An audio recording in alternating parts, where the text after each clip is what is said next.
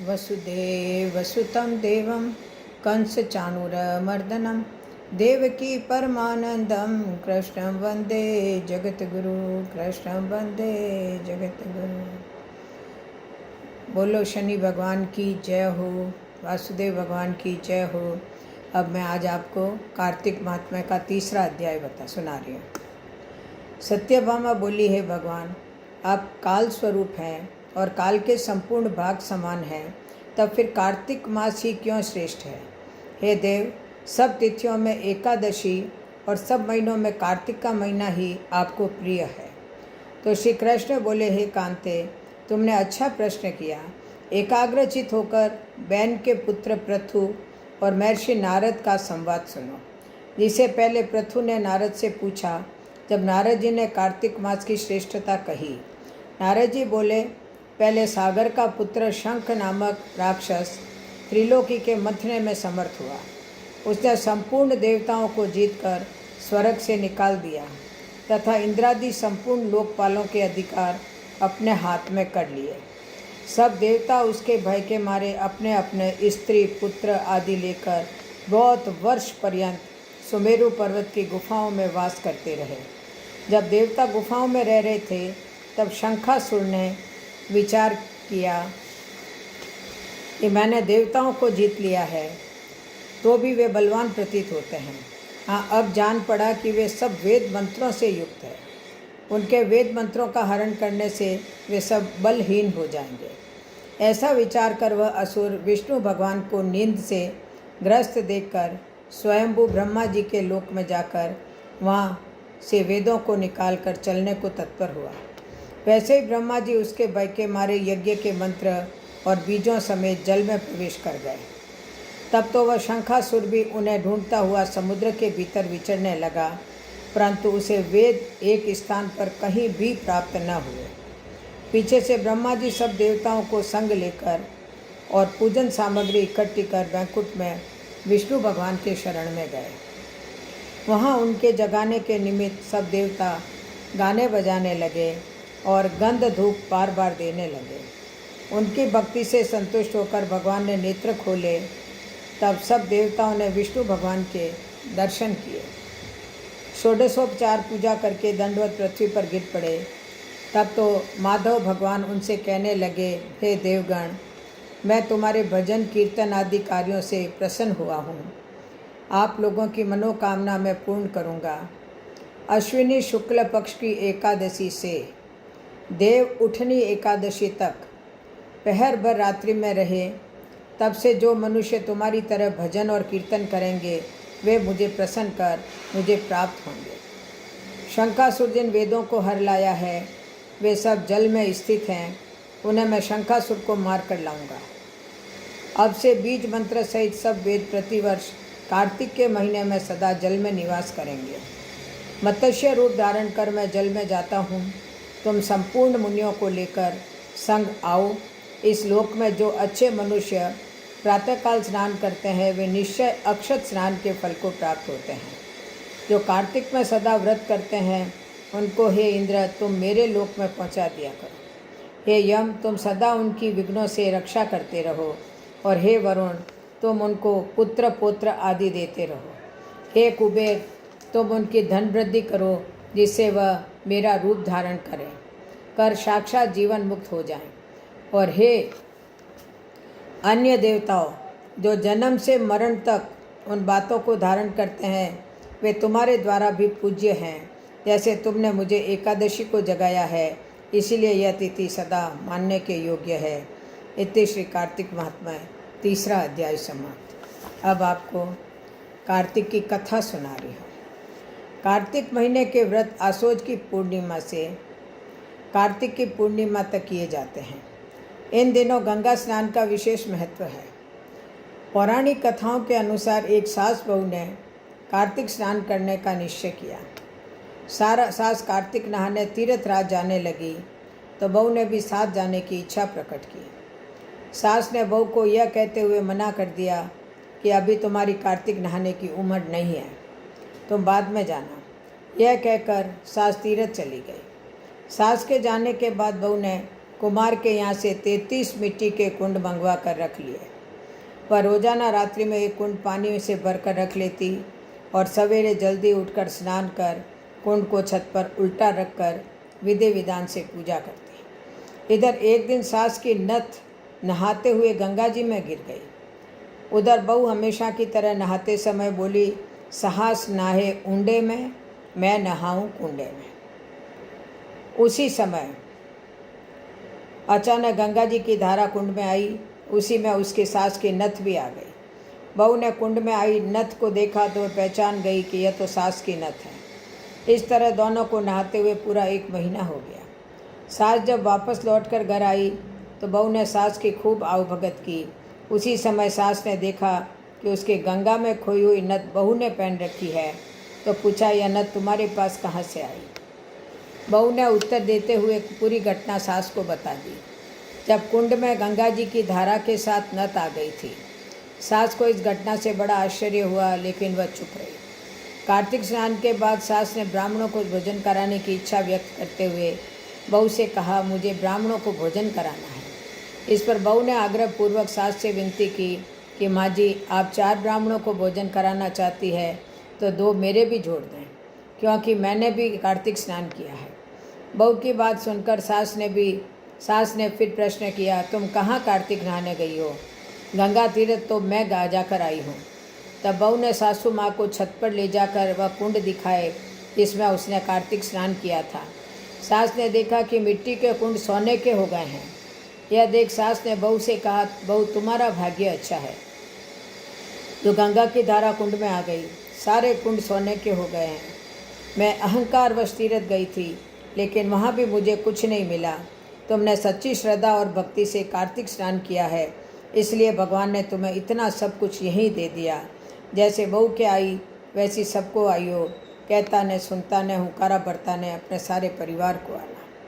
बोलो कार्तिक माता की जय हो। अब आपको शनिवार की कथा सुना रही हूँ।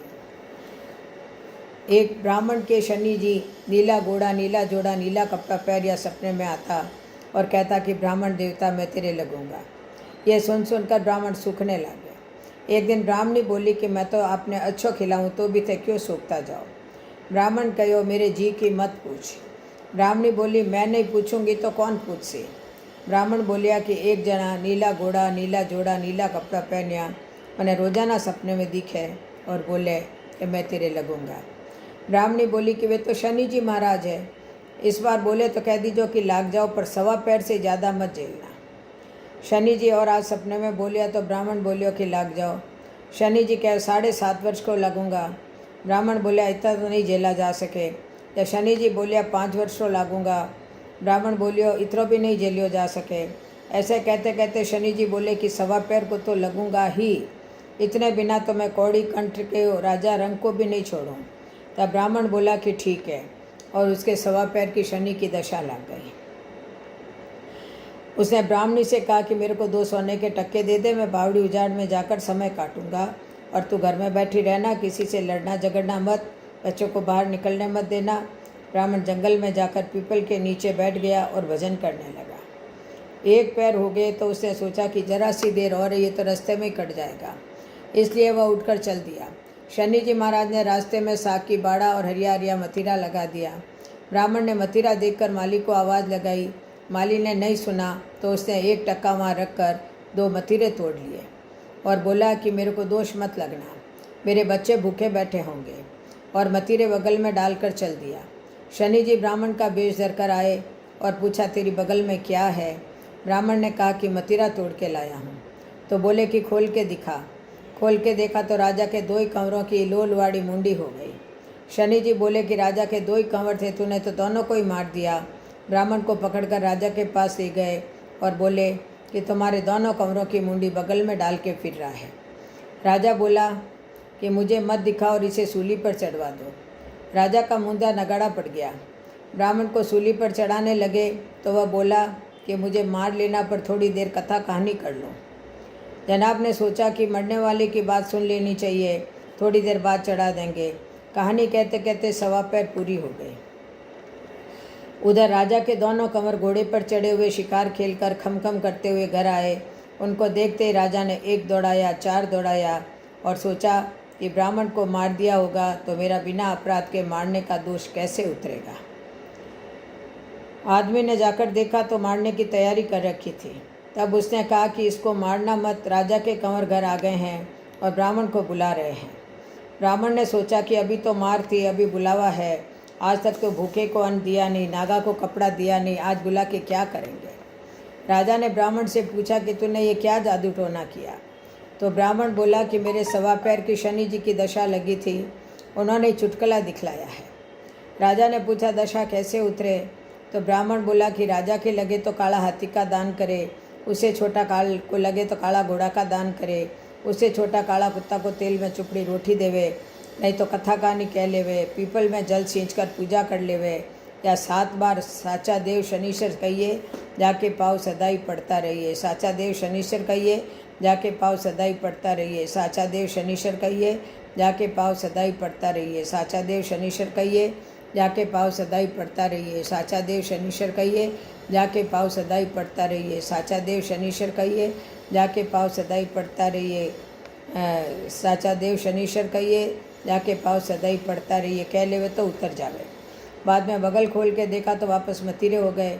घर पर आया तो ब्राह्मणी ने पूछा कि महाराज इतना धन कहाँ से लाए, आपने तो कहा था मेरे दशा लगी है। तो ब्राह्मण ने कहा दशा लगी ही उतरी तो निहाल कर दिया शनि जी महाराज। दक्षिण दिशा में लोलवाड़ी मुंडी दिखाई, जैसी किसी को मत दिखाना। जैसा मतीरे में धन दिया वैसा सबको देना। साचा देव शनिश्चर कहिए जाके पाँव सदाई पढ़िए। शनिदेव जी की घड़ी पीढ़ी टळे, शनिदेव जी को आसरो भरियो पियर भरियो सासरो। शनिदेव जी को जोड़ो कदे न आवे तोड़ो। शनिदेव ने ध्याऊँ मन इच्छा फल पाऊँ। संकट मेटनहार कष्ट काटनहार 3 लोकरा नाथ मनसा पूरो करिए। बोलो शनि भगवान की जय हो। अब आपको विनायक जी की कहानी सुना रही हूँ, गजानन जी की। एक बुढ़िया थी, मिट्टी के गणेश जी की पूजा करती थी। गणेश जी की मूर्ति रोज़ बनावे और रोज़ गल जावे। वहाँ एक सेठ का मकान बन रहा था। वह मिस्त्री से जाकर बोली कि एक पत्थर का गणेश बना दो। मिस्त्री बोले कि जितने हम तेरा पत्थर का गणेश गढ़ेंगे उतने में अपनी दीवार नहीं चिनेंगे। बुढ़िया बोली राम करे तुम्हारी दीवार टेढ़ी हो जाए। अब उनकी दीवार टेढ़ी हो गई, वो चिने और ढा जावे। इस तरह करते करते शाम हो गई। शाम को सेठ आया, उसने कहा आज कुछ भी नहीं किया। वो कहने लगे एक बुढ़िया आई थी, वो कह रही थी मेरा पत्थर का गणेश कर दो। हमने नहीं गढ़ा तो उसने कहा तुम्हारी दीवार टेढ़ी हो जाए। सेठ ने बुढ़िया को बुलवाया। सेठ ने कहा हम तेरा गणेश सोने का गढ़वा देंगे, हमारी दीवार सीधी कर दो। सेठ ने बुढ़िया को सोने का गणेश गढ़वा दिया। सेठ की दीवार सीधी हो गई। जैसे सेठ की दीवार सीधी हुई वैसी सबकी करना। कहते नहीं, सुनते नहीं, हुकारा भरते नहीं, सबकी करना। बोलो गजानन जी की जय हो। गजानन जी की जय हो। सभी माताओं की जय हो। विनायक जी महाराज की जय हो। बोलो लपसी तपसी की कहानी। एक लपसी था, एक तपसी था। लपसी रोजाना 1.25 सेर का हलवा बनाकर भगवान के भोग लगा टाली लाकर जिम लेता। एक दिन दोनों में झगड़ा हो गया। लपसी बोला मैं बड़ा, तपसी बोला मैं बड़ा, क्योंकि मैं भगवान की तपस्या करता हूँ। तब नारद जी बोले कि तुम्हारा फैसला मैं करूँगा। दूसरे दिन तपसी नहाकर आने लगा तो नारद जी ने 1.25 करोड़ का मुंदड़ा तपसी के आगे गिरा दिया। उसने आँख खोलकर देखा तो मुंदड़ा पड़ा है। उसने उठाकर पैर के नीचे दबा लिया। इतने में नारद जी आए, दोनों को अपने पास बिठाया। दोनों पूछने लगे कि कौन बड़ा है। तो नारद जी ने तपसी से कहा कि अपना पाँव हटा। पाँव हटाते मुंदड़ा निकला। तब नारद जी बोले कि मुंदड़ा चुराने से तेरी तपस्या भंग हो गई है, इसीलिए लपसी बड़ा है। तपसी ने कहा कि मुझे मेरी तपस्या का फल कैसे मिलेगा। तो नारद जी बोले तेरी तपस्या का फल कार्तिक नहाने वाली देगी। सब कहानी कहकर तेरी कहानी नहीं कहेंगे तो कार्तिक का फल तुझे हो जाएगा।